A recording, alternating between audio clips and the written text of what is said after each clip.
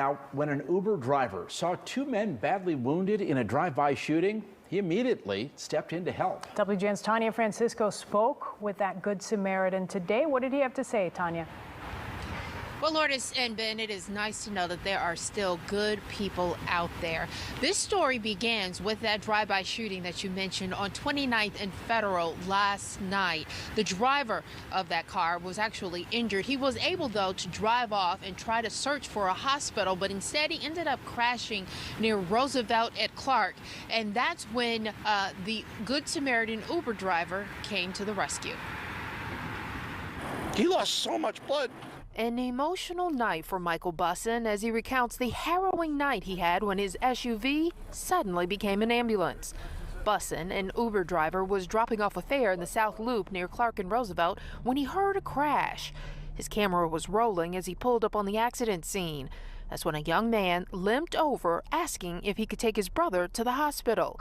He had been shot multiple times in the stomach area. Without hesitation, Bussin said, "Dude, get in my car. Get your brother. Let's go." He's like, "You take us out.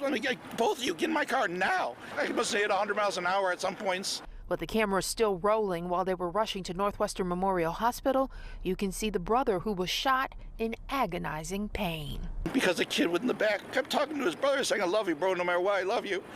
And the kid's just like, stay awake, stay awake. And the kid kept dozing off and falling over.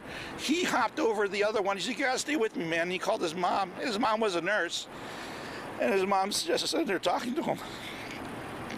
He's like, "You gotta do something to stop that blood, baby. You gotta do something." He's like, "Use your shirt." He pulled off his shirt and pushed up against it. And the kid's like, "Ah." He's like, painful. Michael Bussin has stayed in touch with the family. He says that the brother is now on a ventilator because he has lost so much blood. Bussin wants to start a GoFundMe to raise money for the family because the brother who was injured has two small daughters. Now, the family Michael Bussin may also need some help himself.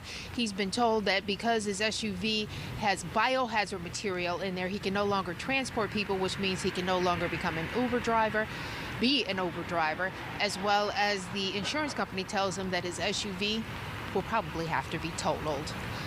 Much more on the story coming up tonight at 6. But for now, I'm live in the South Loop. Tanya Francisco, WGN News.